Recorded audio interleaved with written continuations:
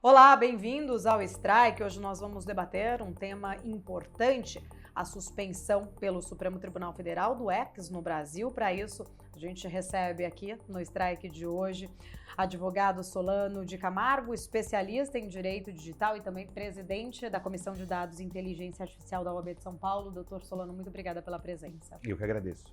Doutor, em primeiro lugar, queria entender um pouco da sua opinião e da sua interpretação sobre esta decisão do Supremo Tribunal Federal de bloquear a plataforma X no Brasil. Quais seriam as implicações diretas, de fato, para a liberdade de expressão?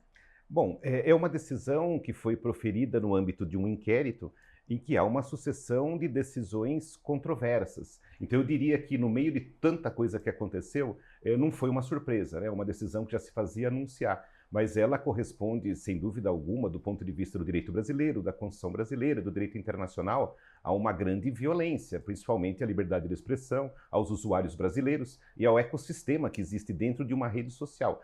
É a quarta maior rede social do Brasil, são 22 milhões de usuários que ali se informavam, tinham acesso a notícias, negócios eram fechados, se comunicavam. Então, assim, na antevéspera de eleições municipais, que é uma eleição muito importante para o país, você tira uma fonte muito importante de conhecimento. Então, assim, do ponto de vista jurídico, se lamenta a decisão. Doutor, e no ponto de vista jurídico, a gente pode considerar esse tipo de restrição configura como uma censura prévia?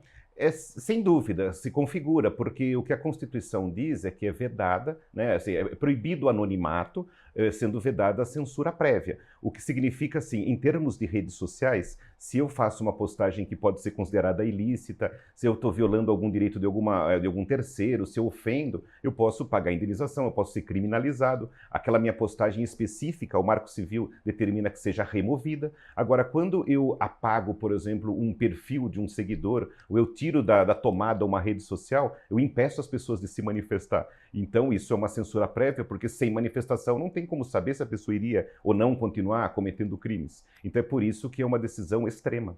E existe, né, uma grande discussão, inclusive a gente viu muitas contas anteriormente, ali, principalmente no período das eleições presidenciais, suspensas, né? E há muito uma discussão, um debate se de fato essas contas, né, ou se houver ali o julgamento de um crime, que essas pessoas paguem ou ali, né, sejam punidas pelo crime, mas que elas não tenham essas contas suspensas, de fato, não deveriam ter tido essas contas suspensas durante as eleições. Acho que esse foi um embate que começou a ganhar muita força e a gente sabe que isso está tudo dentro do inquérito ali das fake news. Eu queria entender um pouco, até da sua leitura, né? Dá para se julgar de fato as fake news diante de opiniões?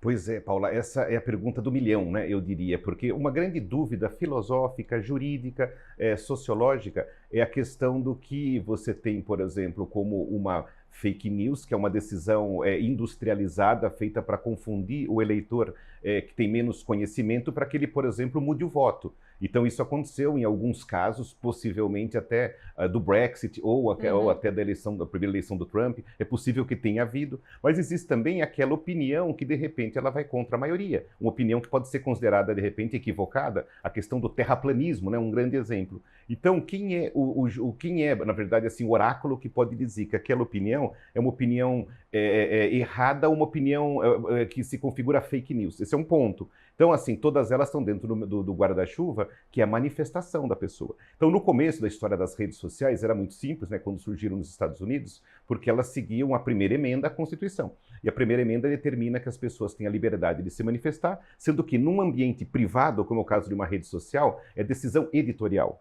Então aqui, por exemplo, na emissora, vocês decidem a linha editorial, que vai ser falado, o que não vai. A mesma coisa nas redes sociais que tinham políticas. Então eu não vou poder fazer apologia, por exemplo, de nazismo, de pedofilia, essas coisas todas. Mas aí no decorrer do tempo começaram assim, a aparecer situações cinzentas, como que não era possível de cara você mediar com regras simples. Então, por exemplo, a questão das fake news, diferenciadas, por exemplo, de uma opinião, de repente, muito particularizada. E a mesma coisa sobre propaganda política antecipada, que é um outro ponto, né? Se eu gosto de um candidato, eu quero falar bem dele, isso pode ou não configurar propaganda eleitoral antecipada? É uma outra dúvida. E aí, no ponto, qual é o problema que isso no Brasil decorreu? É que o grande censor, gestor da verdade, está cabendo à justiça eleitoral. A justiça eleitoral que diz, ó, isso aqui é uma opinião política, isso aqui é uma propaganda eleitoral antecipada. Isso é fake news, isso já não é. E aí, será que a justiça eleitoral é o fórum correto para decidir essas questões?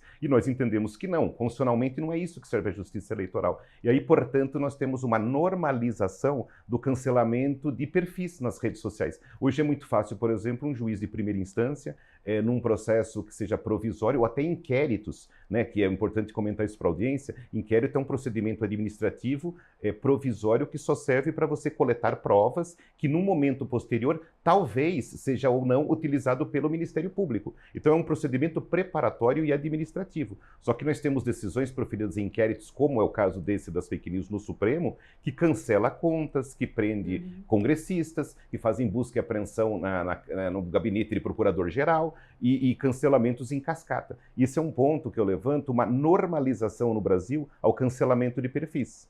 Esse é um ponto complicado. Vocês defendem qual modelo você acredita o ideal seria? Então, é que assim, a gente obviamente sabe que existe a produção serial de fake news que pode prejudicar a democracia e que é um mal da atualidade que muitos ainda não sabem como tratar. Isso é um problema realmente que existe e que passa pelo que se chama de guerra híbrida, né? Então, sempre quando tem um movimento de desinformação, se ataca, por exemplo, os jornalistas tradicionais. Então, nenhum veículo presta e depois vem as fake news por cima. Então, esse é um movimento já diagnosticado, que é terrível e que deve ser combatido. Mas o ponto é que o tratamento, o remédio não pode ser pior que a própria doença. Então, o cancelamento de perfis é realmente uma situação extrema que deve ser discutida, porque você coloca mesmo a mordaça, e tem pessoas, por exemplo, que foram canceladas e que não podem mais ter acesso às redes sociais, que viviam disso. Se caso a utilização era exagerada ou criminosa, a pessoa deve responder especificamente por aquilo que deu causa. Agora, quando você acha que a pessoa vai sempre delinquir, você está julgando pela exceção, então a pessoa tem uma condenação eterna, o que não é permitido pelo nosso sistema legal, aliás, de nenhuma democracia. Quando olha por esse prisma, então, né, essas ações, elas indicam, a gente pode interpretar que essas ações, elas indicariam que o judiciário está agindo além dessas competências constitucionais? Isso eu diria que sim, por conta da violência reiterada que nós temos visto ao devido processo legal. O devido processo legal é uma garantia, né, faz parte das prerrogativas do ser humano há pelo menos 800 anos, desde a Magna Carta de 1215, que tem lá que ninguém pode ser punido, expropriado, preso, ter os seus bens, enfim, perder seus bens sem o devido processo legal, que é o rito. Então, assim, quando a gente tem decisões que seguem contrariamente às regras estabelecidas, isso é uma violência ao Estado de Direito. Isso precisa ser discutido porque, de novo, né, o cancelamento de contas no Brasil se tornou banal. E esse é um instrumento utilizado por estados totalitários. Então, o exemplo do X, onde o X foi tirado da tomada. Então, Mianmar, Turcomenistão, Coreia do Norte, China, Rússia e agora o Brasil. Então nós estamos desse lado. Nós temos processos contra a X por falta de moderação, por falta, né, de controle do conteúdo tido como prejudicial. Na Austrália, na União Europeia, na França. Tivemos o caso da prisão do fundador do Telegram na França, mas você não vê eles tirando redes sociais da tomada. Essa tem sido uma solução à brasileira. Doutor Solano, quero falar mais, inclusive, né, entrar um pouquinho mais sobre esses riscos à democracia. Só vou pedir 1 minuto da sua atenção. Nós vamos para um rápido intervalo comercial. Você que está aqui acompanhando a programação da BMC News, continue com a gente. O Strike volta em instantes.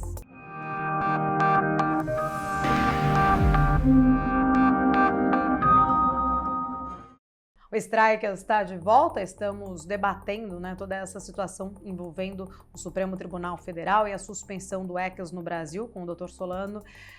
Dr. Solano, no bloco anterior você trouxe ali um gancho importante, fazendo uma comparação, né, de outros países que também ali tem suspensões de redes sociais, especificamente o X. Essa questão, né, principalmente, e são países mais autocratas, vamos dizer assim, né, ditatoriais, no qual você trouxe ali de exemplo.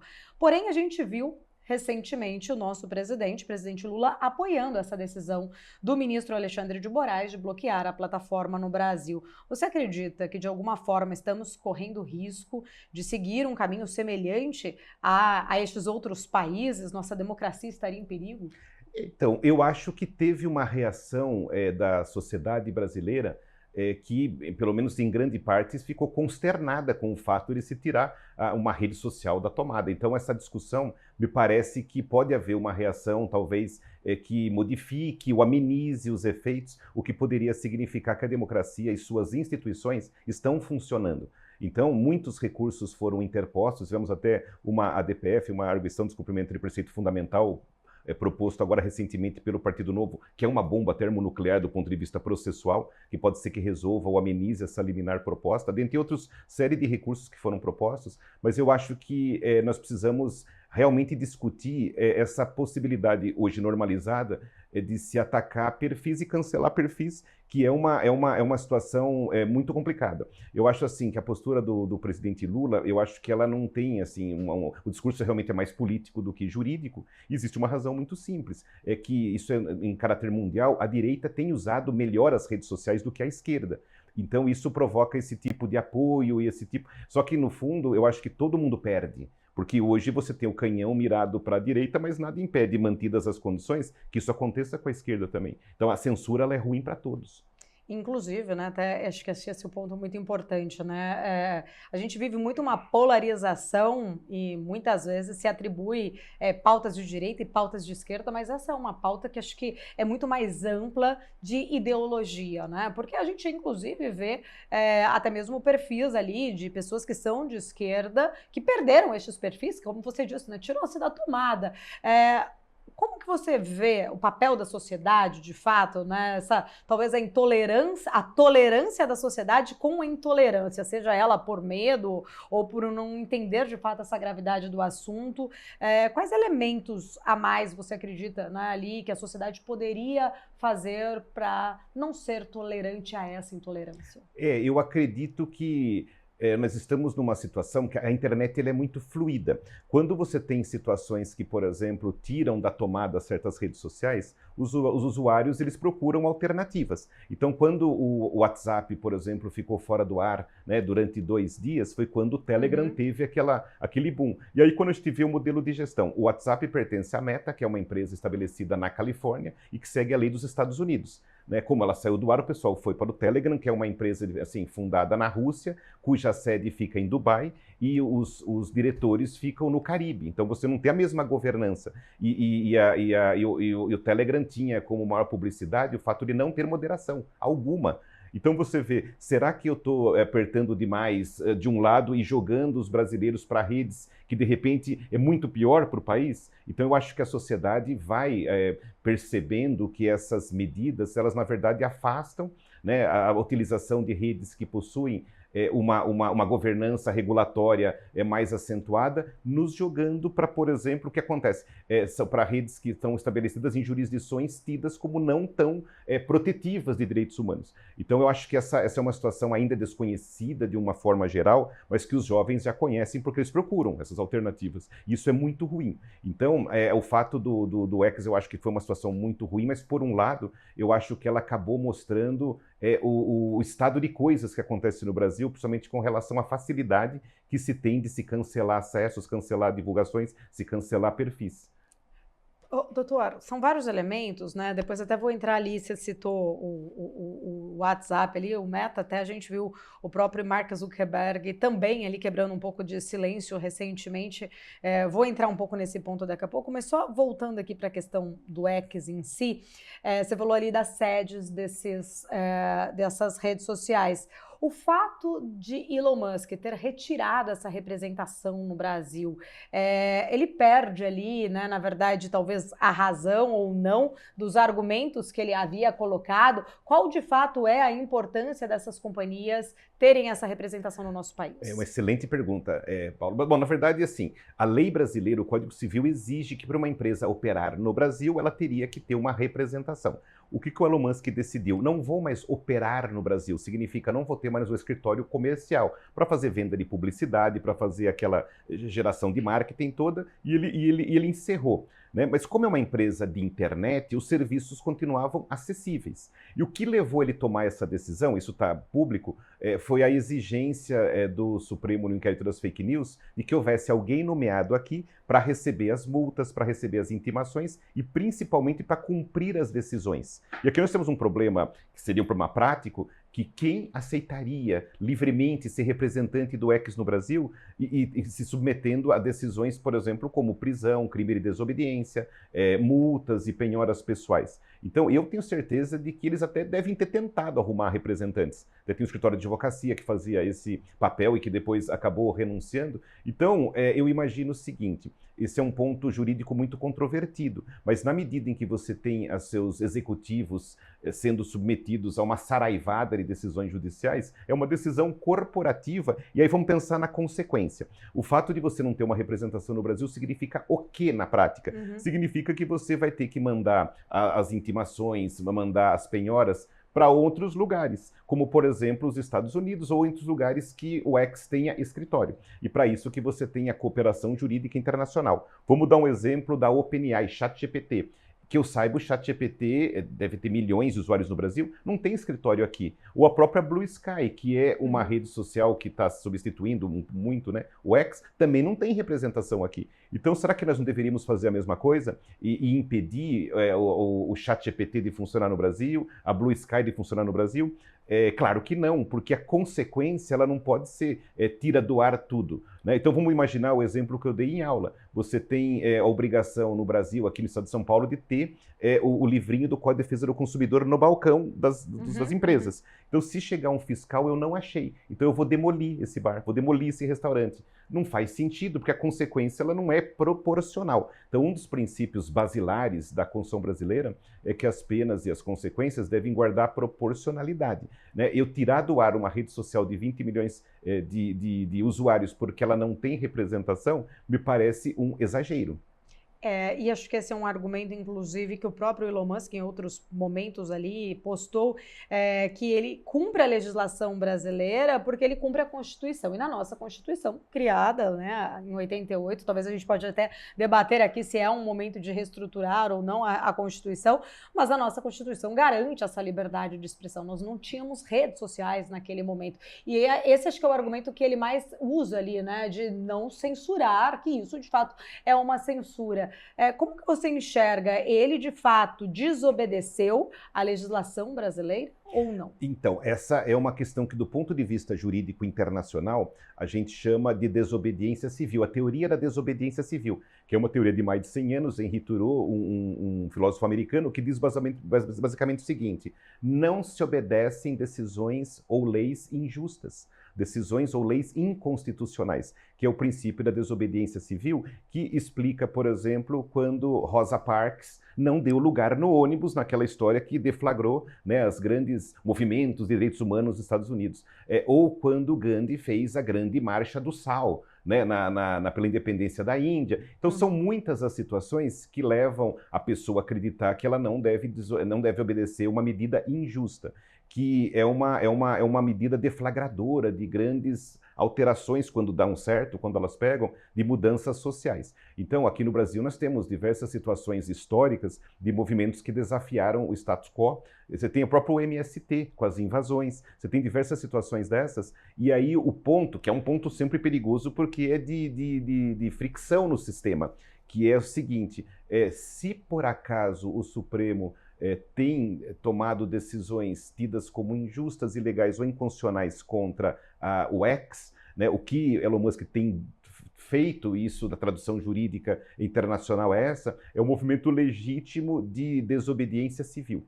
Então, é uma coisa perigosa, Uhum. porque, no fundo, você está desafiando o poder constituído de não estar cumprindo a lei. E aí, nesse ponto, nós temos que concordar que existem medidas desproporcionais, mas ele está indo para o rompimento. Então, as consequências é difícil de prever o que vai dar.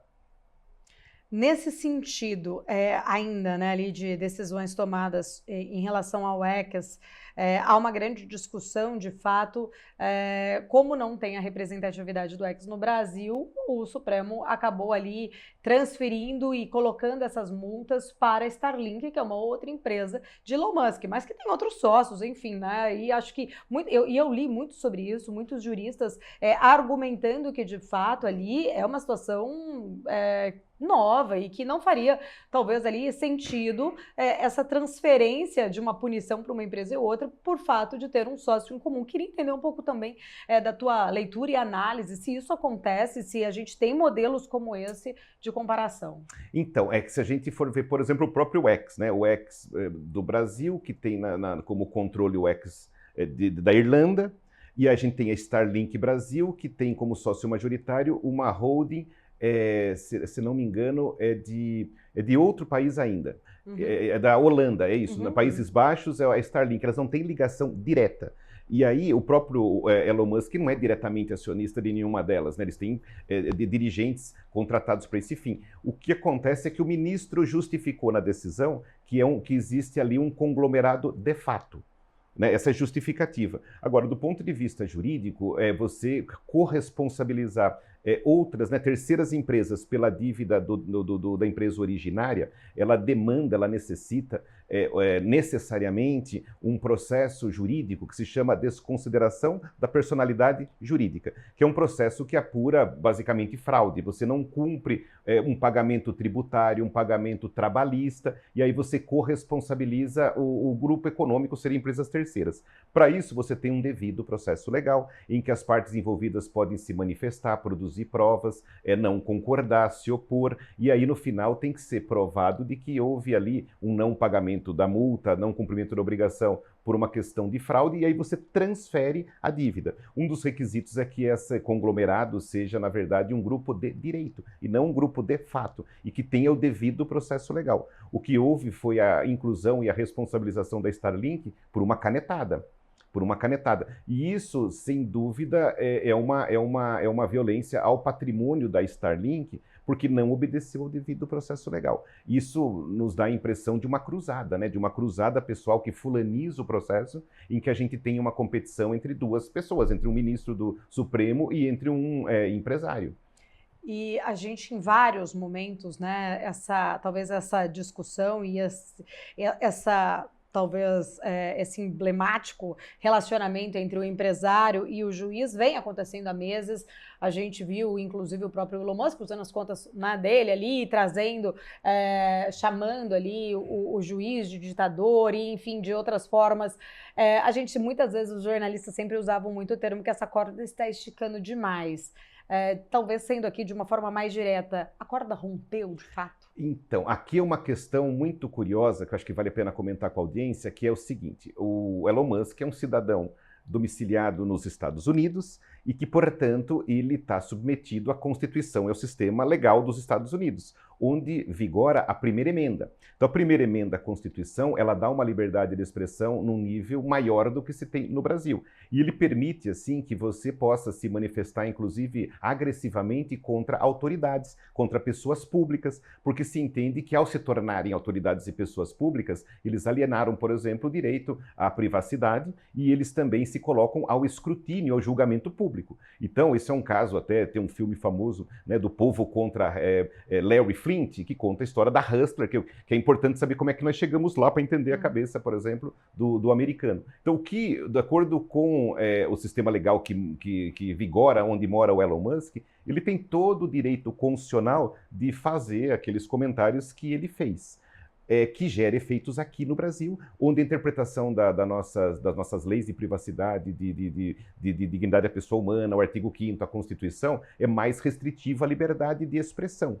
fazendo com que o Elon Musk tenha direito nos Estados Unidos de falar o que ele quiser, como aqui o Supremo tem também o direito brasileiro, permite eles ficarem bravos. E gera o que a gente chama no direito internacional de conflito de jurisdições. Nós temos um conflito de leis no espaço, em que um xinga lá e aqui fica bravo, lá ele pode, aqui não pode, por uma falta de harmonia internacional, porque a gente está um pouquinho, a gente não protege tanto a liberdade de expressão como lá nos Estados Unidos. E isso fica escancarado em situações como essas. E nos coloca, assim, sob escrutínio público e julgamento, no sentido de, será que, de repente, nós não estamos restringindo demais a liberdade de expressão? Será que isso faz sentido punir uma empresa e os brasileiros por conta da manifestação do sujeito? Então, é uma questão que nos coloca em perspectiva. Isso é importante para a evolução do país, né? Para ver onde nós estamos, onde é que a gente se situa aqui na questão internacional relativa a esse assunto. Porque a privacidade e liberdade de expressão com internet e redes sociais, a gente se coloca em perspectiva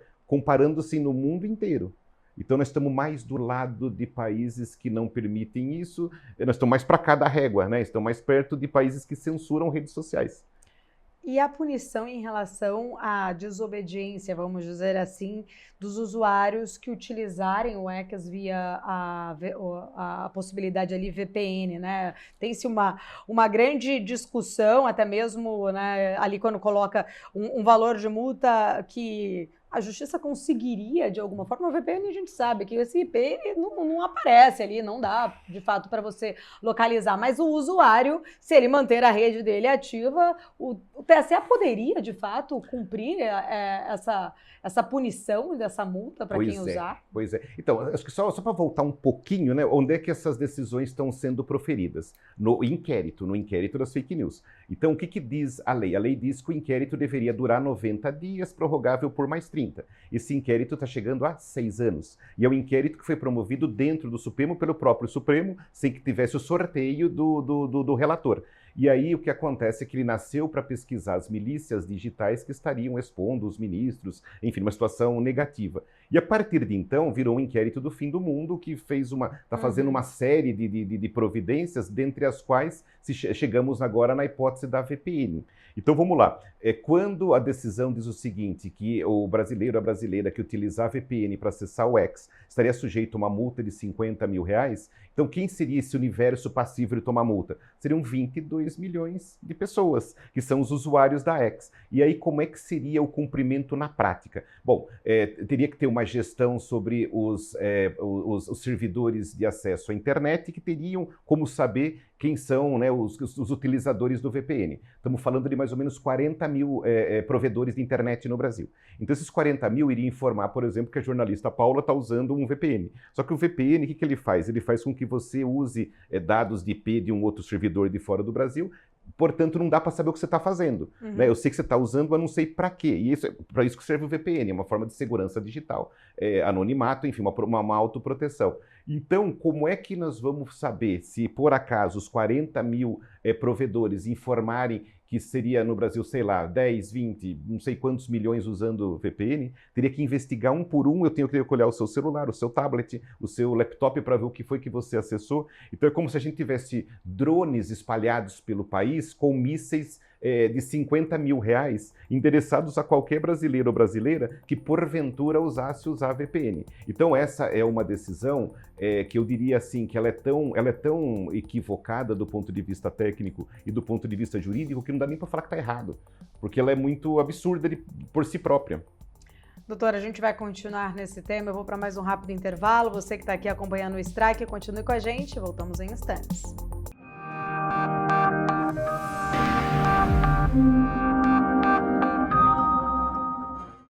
Estamos de volta aqui no nosso Strike. Doutor Solano, anteriormente estávamos ali até discutindo, né, esse inquérito longo, né, desde iniciado ali em 2019, para investigar de fato milícias digitais, disseminação de fake news. Há um grande embate, né, de que esse inquérito estaria de fato ali se arrastando e teria se tornado talvez um grande cavalo de Troia para transformar o judiciário nesse poder arbitrário do Estado. Era como se, de fato, se isso for concluído, o STF perderia ali um pouco desse poder e dessa força neste inquérito. A gente sabe que o inquérito ainda ele teria ali outros processos pela frente. Você acredita que, de fato, pode até ser mesmo uma estratégia de se estender este inquérito justamente para não perder forças? Olha, é difícil dizer a estratégia, se qualquer que seja, porque é um inquérito sigiloso, então é possível que ele tenha apurado, realmente identificado organizações criminosas que tenham atentado contra o Estado Democrático de Direito, deve ter descoberto crimes terríveis. Então, eu acho assim, que, em princípio, pode ser um inquérito com informações muito valiosas.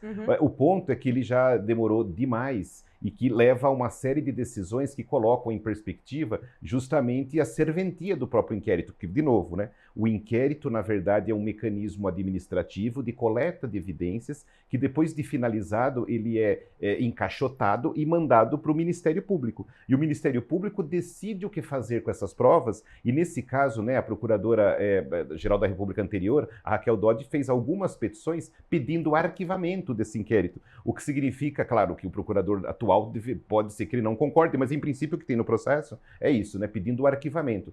O que quer dizer que todo o inquérito pode se tornar inútil. Se o Ministério Público entender que aquilo não serve, ou que não tem, né, necessidade de uma ação penal, nós temos a seguinte situação. Você imagina uma festa de casamento que o noivo não foi. E nós estamos comemorando a festa, nós estamos comemorando, assim, o casamento pode não acontecer, você percebe? Então é uma situação sui generis, o fato desse inquérito ter nascido não de iniciativa do Ministério Público, do próprio Supremo, durado todo esse tempo, com uma série de medidas e ordens judiciais. Então vamos imaginar que o inquérito ele se encerre. A hora de se encerrar, vamos olhar e ter com profundidade o que foi que aconteceu, ter ciência do que aconteceu, e pode ser que assim aquilo não envolva o X, não envolva o Elon Musk, porque ele não é parte, ele não é investigado, são milícias digitais. Então ele é uma terceira pessoa que foi envolvido acessoriamente. Então você imagina que, por exemplo, o Ministério Público resolva não entrar com nenhuma medida contra o X, e ele está fora do ar. Ele está fora do ar. Temos uma multa de pelo menos 18 milhões de reais em impostos que envolveu uma terceira empresa, que é a Starlink. Então, o fato de se... É uma questão muito frágil do ponto de vista jurídico, do ponto de vista processual, porque, assim, não é uma ação judicial que vai condenar alguém a cumprir uma pena, que vai apurar uma responsabilidade, que vai declarar que alguém fez alguma coisa errada. É um inquérito. O inquérito serve, basicamente, para encapsular provas, para serem remetidas para uma outra instituição que se chama Ministério Público. Então nós temos um monte de decisão saindo de um lugar que pode ser que não dê em nada. E nesse gancho, né, até inclusive muitos pontos ali, talvez contraditórios ou, né, não esperados juridicamente, eu queria trazer aqui uma outra questão. A gente estava agora há pouco falando da falta de representatividade do X aqui no Brasil. A gente viu a intimação indo ali, né, para Elon Musk através das próprias redes sociais. Como que você enxerga de fato isso, né? Qual o procedimento? É um procedimento legal, de fato, fazer dessa forma? Não, é o que a gente chama de atípico, porque não está previsto na lei. O que acontece é que é uma empresa estrangeira com uma representação aqui no Brasil, um escritório no Brasil, e que ali o controlador americano decidiu encerrar aqui no Brasil.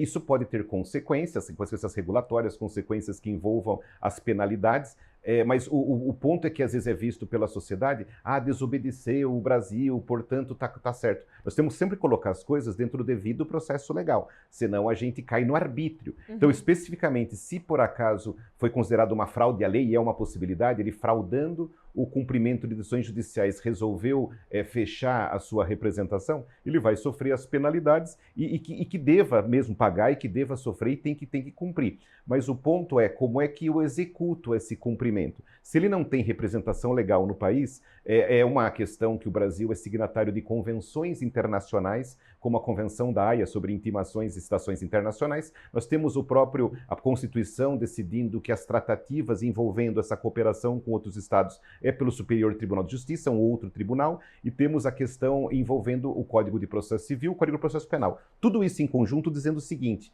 para eu entregar a notificação para o Elon Musk, eu uso a carta rogatória, que é um instrumento de direito internacional que as nações civilizadas e que têm relações diplomáticas utilizam cotidianamente e que é super normal, que é super tranquilo.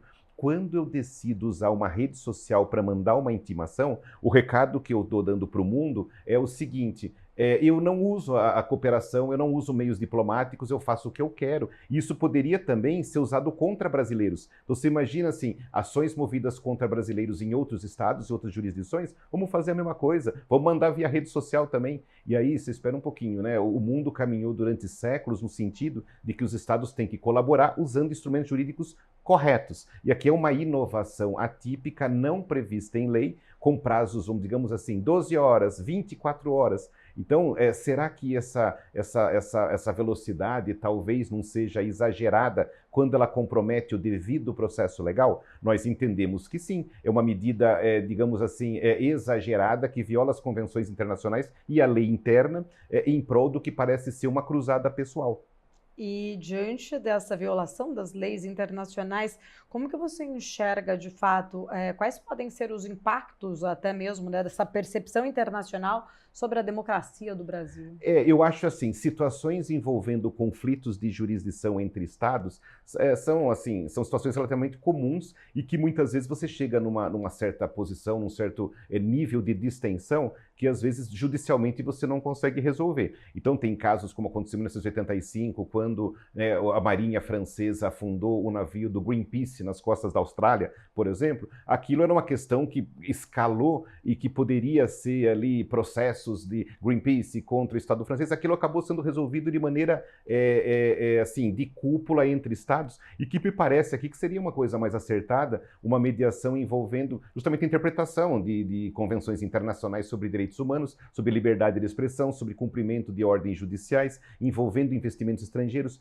porque aqui é bom até comentar, Paulo, eu acho assim para a nossa audiência, é um investimento internacional. O X é uma empresa internacional que vale bilhões, que tinha 8% da sua audiência no Brasil e que você fez o que é chamado de desapropriação regulatória, né? Você tira o patrimônio do investidor estrangeiro, não permitindo, com base em leis e decisões judiciais, que ela funcione. Então, é um ponto que pode, inclusive, ser reclamado pelos Estados Unidos em foros internacionais e que, de repente, você teria o Brasil aí sendo julgado ao escrutínio público internacional pela maneira que a coisa se escalou. E quando a gente vê assim, o que tem acontecido, né, no âmbito do inquérito, que são decisões controvertidas, o Brasil não fica numa situação tão boa, fica numa situação exposta. Porque muito embora, assim, na prática, estejamos defendendo justamente a população brasileira, a democracia, por crimes que podem acontecer nas redes sociais, e eu não estou negando que não devam ter acontecido, devem acontecer, mas eu acredito que o grande problema é o remédio ser pior do que a própria doença.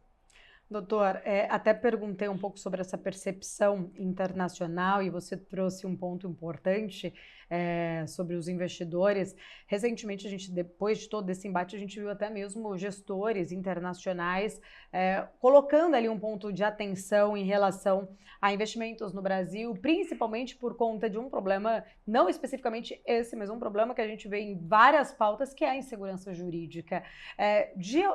Na sua percepção, né, a gente abre aqui muitas vezes essa discussão sobre leis ou regras que mudam conforme o jogo está sendo jogado. Essa acho que é uma questão muito mais até ampla e séria, mas abre precedentes até para a gente enxergar ou a temer que isso possa acontecer até mesmo para outros tipos de ou veículos ou outras redes sociais? É uma pergunta muito boa, muito interessante, que eu não sei se eu tenho uma resposta direta, porque eu acredito que os efeitos decorrentes da existência desse inquérito e dessas decisões mobilizaram a opinião pública, mobilizaram os meios, né, de comunicação justamente para esse sentido, né? Nós já estávamos normalizado no Brasil o cancelamento de perfis. Nós vamos cancelar também, nós vamos normalizar também tirar redes sociais da tomada? Eu acho que esse é um passo decorrente do primeiro. É aquela história, tiraram uma flor do meu jardim e eu não fiz nada, sabe aquele poema do Bertold Brecht, nós estamos nessa situação de daqui a pouco alguém passar o trator na minha casa, né? Então, eu acredito que essa decisão, muito embora tenha sido tomada talvez com propósitos elevados, talvez com toda... ela foi exagerada. E existe, como eu disse, um ecossistema dentro do X, que envolve comunicação, negócios, informação. Isso é muito valioso. Tem muita gente que investiu ali tempo, dinheiro, né, no ecossistema de comunicação e que você tira da tomada. Então, assim, é uma situação que reflete e continua ainda causando uma série de prejuízos. E essa questão da proporcionalidade, de novo, dentro de um inquérito que dura 6 anos, que não foi promovido pelo MP, que pode ser que o MP não aproveite, que começou apurando uma coisa e depois passou a fazer um monte de outras coisas, em cascata, com uma notificação feita por redes sociais, e colocando Starlink, que é uma empresa terceira. Então, assim, é uma série de sucessões de decisões controvertidas que eu acho que podem ser, talvez com uma pressão maior, a gente reveja e desnormalize essa situação que hoje a gente vive.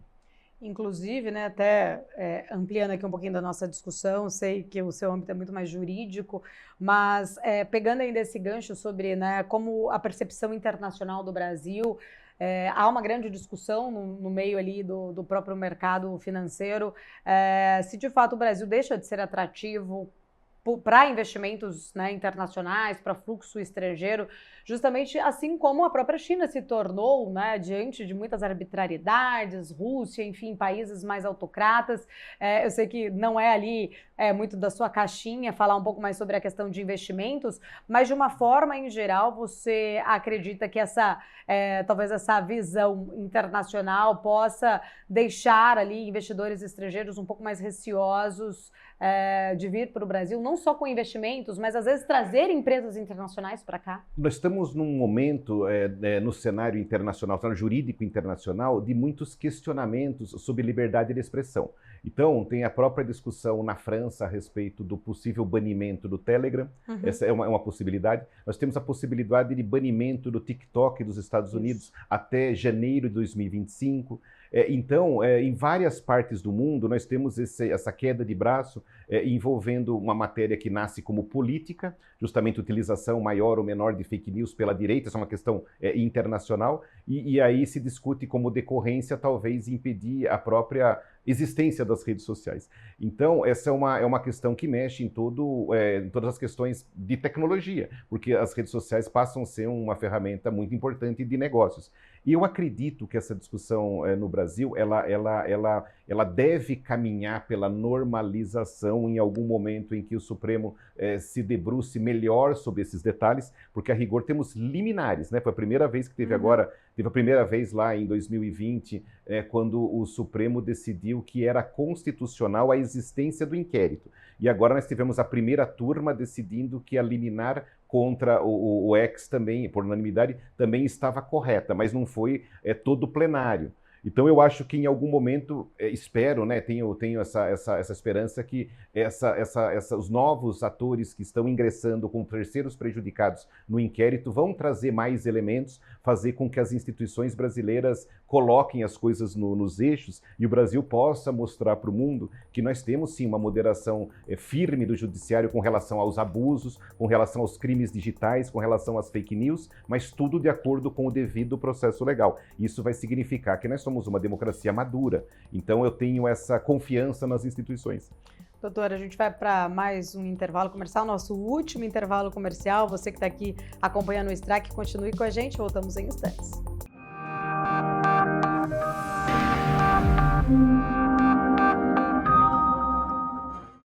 Estamos de volta aqui no nosso Strike. Doutor Solano, agora há pouco, né, a gente até entrou um pouco nessa discussão, olhando não só o Brasil, né, uma discussão ali até mesmo mais internacional, você citou TikTok, Estados Unidos, a gente tem aí um cenário, talvez ali de um embate muita gente fala no cenário mais geopolítico de uma guerra fria entre Estados Unidos e China, e que acaba evidenciando também muita preocupação em relação a ser uma espionagem, usando as redes sociais. Recentemente, A gente viu o próprio CEO do Grupo Meta, o Zuckerberg, colocando denúncias também, né, de que ele teve que moderar, entregar menos conteúdos, principalmente ali ele puxou o lado do filho do Biden naquela época, no qual ali do Hunter Biden, na época que o Biden ainda era candidato à presidência dos Estados Unidos, colocando que o próprio FBI usou ali de que seria uma informação errada, plantada por parte da Rússia, e agora, de uma forma geral, ele também traz essa exposição, essa moderação, ela acontece, né? A gente está vendo, falando aqui do X, mas isso acontece em outras redes sociais como um todo. Eu queria entender um pouco do cenário, né? Você que é presidente, inclusive, da Comissão de Dados de Inteligência Artificial da OAB, a gente talvez tenha hoje um cenário com as redes sociais que possa se caminhar, até por falta de regulação, né, no qual a gente está falando ali, para uma grande discussão também sobre o uso da inteligência artificial. E é uma ferramenta, eu falo, que causa muita dependência, assim como as redes sociais. Eu sou muito adepta de IA, e a gente não tem como olhar o mundo daqui para frente sem o uso dessa tecnologia. Como que está a discussão e como você enxerga, de fato, essa necessidade de regulação das redes, da inteligência artificial? Muito bom. Bom, basicamente assim, nós temos estados criando planos, como o Brasil acabou de divulgar, sobre o uso da inteligência artificial no seu âmbito. Então, o que acontece é que dali decorrem alguns modelos de regulação um pouquinho diferentes. Então, nós temos o modelo da União Europeia, que é um modelo bastante intervencionista e regulador, que impõe uma série de obrigações para as empresas desenvolvedoras de inteligência artificial e que recebe muitas críticas justamente por impor determinadas obrigações e classificações e investimentos que basicamente afugenta principalmente as empresas iniciantes, as startups. Então é tida como uma norma que impõe diversas obrigações e que pode, por seu turno, dificultar a inovação. Então, o Brasil acabou copiando esse modelo, o modelo, né, que está em trâmite no Senado. Ele é muito baseado na lei da IA da União Europeia. Tem um segundo modelo, que é o modelo implementado pelos Estados Unidos, que ele é diferente do modelo europeu, que é central. O modelo europeu quer regular todas as IAs, basicamente.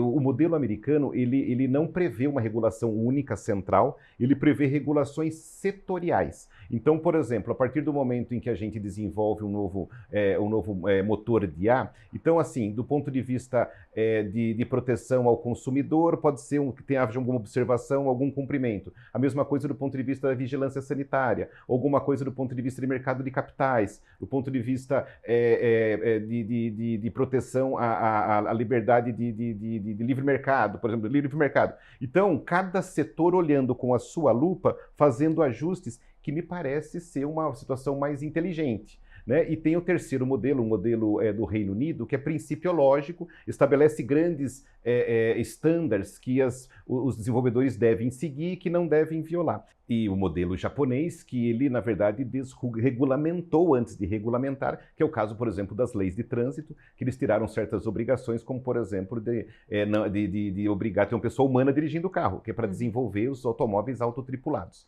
Então, me parece que a gente vê, né, que os pioneiros e quem está mais ganhando, desenvolvendo e inovando nessa área são os modelos mais descentralizados, como é o caso dos Estados Unidos, como é o caso da China, caso do Reino Unido e do Japão, né? E a União Europeia não promovendo tanta inovação, por exemplo. Então, eu acho que o modelo brasileiro poderia ser repensado. Será que nós precisamos de uma lei única que regule todas as IAs? Ou será que o modelo americano, em que as agências, em que as instituições, que observando o seu campo de atuação, poderiam justamente fazer os aprimoramentos? Então, esse é um ponto. Se o Brasil realmente quer ter um ambiente que promova a inovação e o desenvolvimento, a primeira coisa é permitir que as startups, que as empresas assim que são criadas dentro de universidades e incubadoras, consigam, sem ter grandes, digamos assim, uma grande carga, né, de obrigações que tornem justamente só passível de desenvolvimento das empresas grandes, você não vai ter um desenvolvimento como tem, por exemplo, nos Estados Unidos, como tem na China. Então, eu acho que o modelo que está no Brasil, ele talvez mereça ser repensado. Doutor, e a gente tem uma questão no Brasil, né, que muitas vezes a gente demora muito para prova disso, a reforma tributária, só que no meu exemplo que eu quero citar, para discutir, e aí quando se faz de fato uma discussão, muitas vezes o cenário ou já está desatualizado, ou entre os famosos jabutis, e que aí, né, sai totalmente diferente ali da necessidade inicial. E essa questão sobre IA, né, que eu até te perguntei agora, e você traz ali alguns modelos, eu queria tentar linkar na tua visão, né, ali de fato, o quanto a gente está maduro ou não politicamente para ter uma discussão como essa, da magnitude e da importância que ela traz para o futuro, até mesmo do desenvolvimento do nosso país.